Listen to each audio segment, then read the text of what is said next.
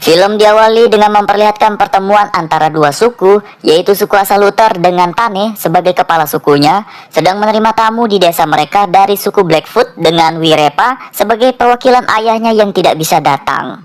Jadi maksud kedatangan suku Blackfoot ke desanya suku asal Luther adalah untuk ziarah di makam leluhur mereka yang letaknya ada di desa asal Luther. It is noble of you to want to listen to the words of wisdom. Singkat cerita, sebagai perwakilan suku, Wirepa pun pergi ke makam leluhurnya sendirian. Namun yang tidak diketahui, pergerakannya diawasi dari jauh oleh Hongi, anak kepala suku asal Luther. Pada awalnya Wirepa mendoakan tengkorak leluhurnya dengan cara normal. Namun setelah itu Wirepa malah memberaki tengkorak leluhurnya dan perbuatannya itu dipergoki oleh Hongi yang melihatnya dari jauh. Hongi pun kabur bermaksud melaporkan hal tersebut. Namun sayangnya Wirepa berhasil menangkapnya, yang kemudian ia membawa Hongi ke ayahnya. Father, be still, you young fool. Jadi di sini suasana memanas sebab Wirepa memutarbalikkan fakta dengan mengatakan ke Tane kalau anaknya sudah membuang kotorannya ke leluhur suku Blackfoot. Tentu Hongi membantah hal tersebut dan berusaha meyakinkan ayahnya. Dia juga rela kepalanya dipenggal asalkan dengan kematiannya tidak terjadi perang antar kedua suku. Tapi Wirepa tidak memperdulikan perkataan Hongi itu, dan dia tetap akan melaporkan masalah ini ke ayahnya kalau suku asal Luther sudah melakukan penghinaan ke suku mereka.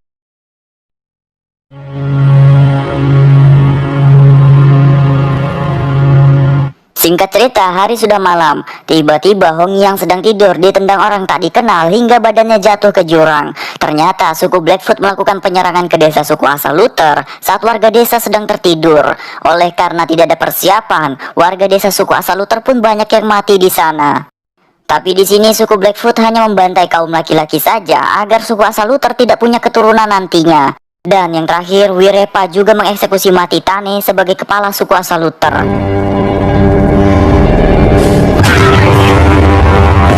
Walaupun Wirepa tahu Hongi berhasil kabur, ia lebih memilih pulang kembali ke desanya untuk memberitahukan hal ini kepada ayahnya. Keesokan harinya, Hongi kembali untuk melihat keadaan desanya, dan yang dia temukan hanyalah desa yang sudah hancur serta beberapa kaum wanita yang masih tersisa.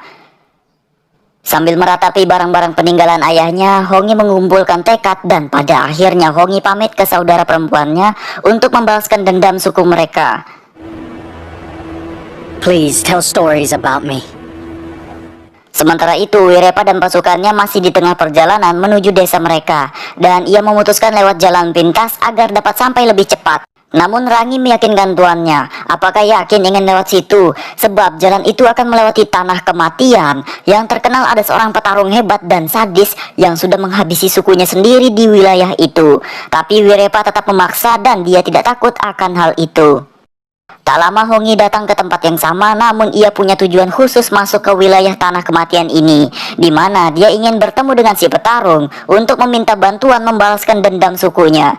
Karena sebelumnya Hongi tidak pernah ke sini, jadi dia melakukan pencarian sampai hari mulai gelap. Dan akhirnya bertemulah dia dengan seorang penyihir yang sudah tahu maksud kedatangan Hongi.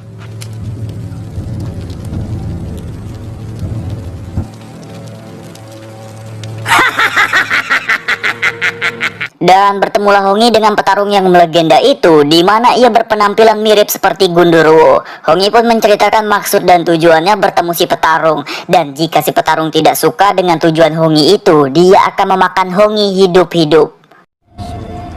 You be quiet! Mind those wives of mine. Setelah mendengar apa tujuan Hongi, si petarung mendiskusikan hal tersebut pada penyihir yang juga merupakan istrinya. Penyihir itu memaksa si petarung untuk membantu Hongi sebab Hongi punya jiwa yang masih suci, di mana mereka punya keyakinan jika seorang penjahat seperti si petarung membantu orang yang punya jiwa suci seperti Hongi, maka jika ia mati nanti rohnya akan diterima di sisi dewa dan juga para leluhur mereka. Because he is every little thing.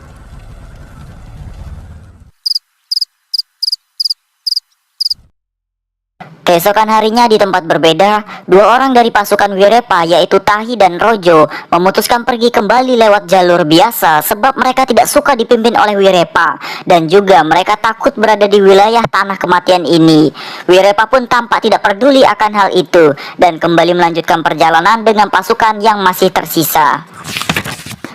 Sementara itu, si petarung dan Hongi sedang melakukan pengejaran terhadap pasukan Wirepa. Lalu tak sengaja mereka bertemu dengan Tahi dan Rojo yang sebelumnya bermaksud untuk kembali dan terjadilah pertarungan.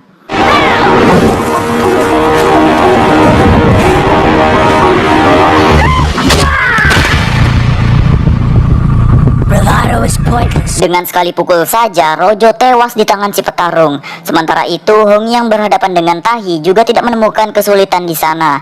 Namun, dia tidak tega membunuh orang, maka dari itu si petarung datang dan menyelesaikan tugasnya. Greet your ancestors for me. Malam pun tiba, saatnya bagi si petarung dan Hongi untuk santap malam dengan memakan daging dari tubuhnya Tahi. Sambil si petarung memotong dagingnya, Hongi bercerita tentang dirinya yang tidak punya jiwa kesatria seperti ayahnya. Buktinya dia tidak mampu membunuh orang. Maka dari itu si petarung kemudian mengajarkan Hongi bagaimana cara menjadi seorang kesatria yang dapat menghabisi lawan-lawannya nanti. Di antaranya ia mengajarkan bagaimana cara memegang senjata, menyerang titik lemah yang dapat membuat lawan langsung kehilangan kesadaran, dan lain sebagainya.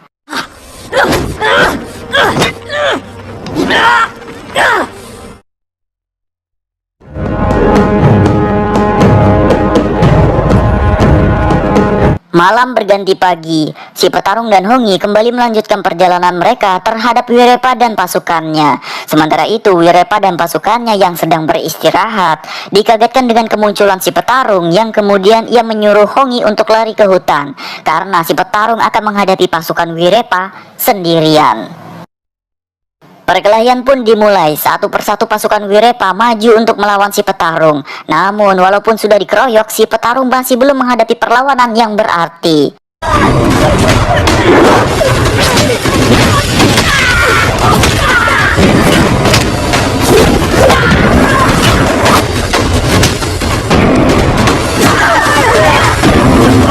Take down this rabid dog.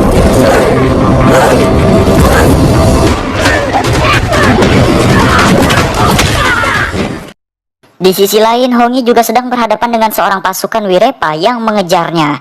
Dan sesuai dengan apa yang sudah ia pelajari dari si petarung, Hongi pun dapat membunuh orang itu. Kembali ke si petarung di mana ia mulai kewalahan menghadapi pasukan Wirepa yang juga terkenal dengan ketangguhannya. Namun beruntung Hongi datang menolong si petarung, kemudian dari sini mereka berdua sama-sama melawan pasukan Wirepa. Sadar tidak bisa mengalahkan si petarung, Wirepa memutuskan untuk kabur dengan beberapa pasukannya. Sementara pasukan lain sisanya masih berhadapan dengan si petarung dan Hongi.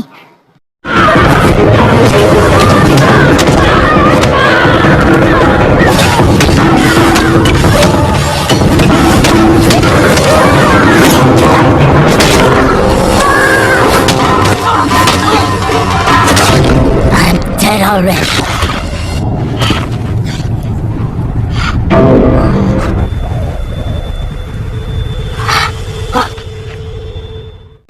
Malam harinya, Hongi membuat obat dari daun yang kemudian dioleskan ke kepala si petarung yang terluka akibat pertarungan tadi.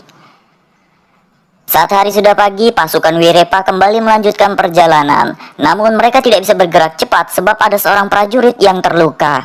Sementara itu, Hongi dan si petarung yang juga akan melanjutkan pengejaran tak sengaja bertemu dengan 3 orang dari suku lain. Di sini si petarung protes kepada Hongi kenapa mereka malah mengikuti wanita dari suku lain tersebut, padahal tujuan sebelumnya adalah melakukan pengejaran terhadap Wirepa dan pasukannya. Namun Hongi menjawab, itu bukan urusanmu.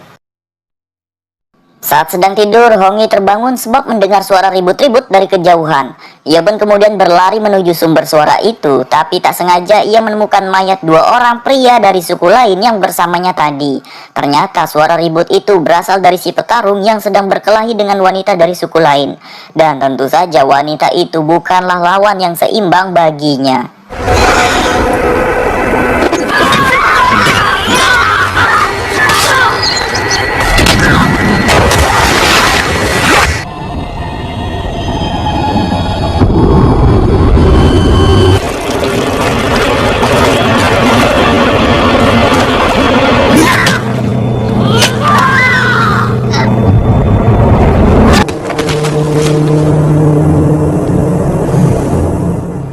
Sayangnya Akhirnya pada saat Hongi datang, wanita itu sudah tewas di tangan si petarung. Ia pun menanyakan kenapa si petarung membunuhnya. Dan si petarung menjawab karena wanita itu akan memberitahukan ke suku mereka kalau si petarung bukanlah mitos dan benaran ada di wilayah tanah kematian. Saat hari sudah terang, si petarung menunjukkan kepada Hongi kalau ada asap dari atas bukit, dan ia menduga kalau itu adalah Wirepa dan pasukannya. Ternyata dugaan si petarung benar. Wirepa yang menyadari hal itu langsung memadamkan asapnya dan menghajar prajurit yang membuat asap itu. Setelahnya mereka kembali melanjutkan perjalanan, namun baru beberapa langkah seorang prajurit yang berada di depan langsung ditikam oleh Hongi. Sadar pasukannya akan kalah, Wirepa pun memutuskan untuk kembali masuk ke dalam benteng bersama pasukannya. Gak cuman itu aja, Wirepa juga memancing emosi Hongi dengan meludahi kepala ayahnya. Melihat itu, si petarung pun menenangkan Hongi, kemudian mengajaknya pergi dari sana untuk mengatur sebuah rencana.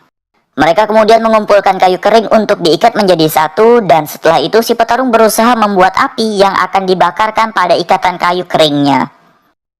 Sementara itu pasukan Wirepa kembali ada yang membangkang. Ia menyebut Wirepa tidak becus dalam memimpin dan sekarang mereka semua terjebak di dalam benteng ini, ditambah mereka belum makan selama beberapa hari, kata prajurit itu. Tidak tahan dengan bacotan prajuritnya, Wirepa pun langsung mengeksekusinya. You are devil!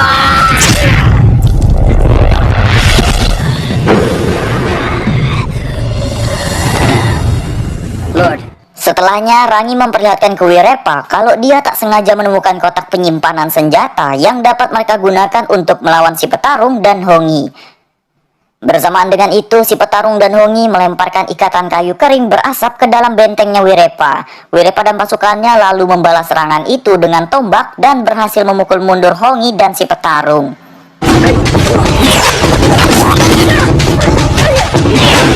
Lalu dari kejauhan, Hongi mendengar Wirepa memerintahkan pasukannya untuk pergi dari benteng itu. Ia dan si petarung pada awalnya bermaksud ingin mengejar Wirepa dan pasukannya. Namun tak sengaja, Hongi melihat kepala ayahnya yang berada di dalam benteng itu.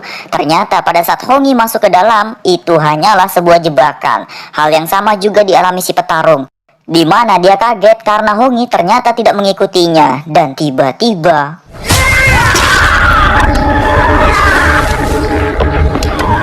namun bukan si petarung namanya, kalau gitu aja udah mati. Walaupun telah ditusuk tombak, si petarung tetap dapat menghajar prajurit Wirepa yang sudah menjebaknya. Dan ia berhasil membunuh mereka. Sambil menahan rasa sakit di perutnya, si petarung pergi kembali untuk menyusul Hongi. Sementara itu, Hongi juga sedang bertarung melawan Wirepa dan Rangi. Jelas saja ia kesulitan sebab harus menghadapi dua orang yang lebih senior darinya.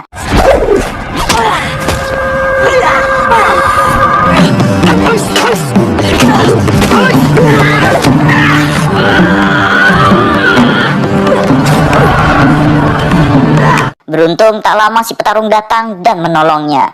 Jadi di sini posisinya si petarung berhadapan dengan Rangi, sementara Wirepa berhadapan dengan Hongi.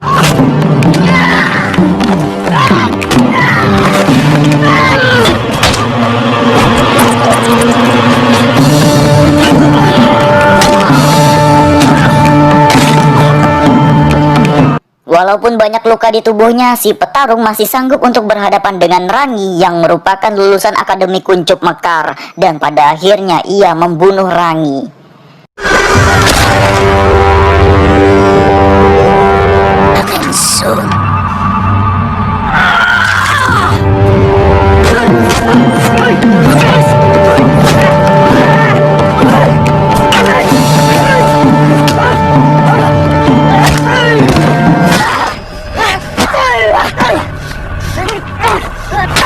Setelah itu si petarung pergi bermaksud untuk membantu Hongi, namun sayang karena sudah terlalu banyak luka di tubuhnya, ia harus meregang nyawa di tangan Wirepa.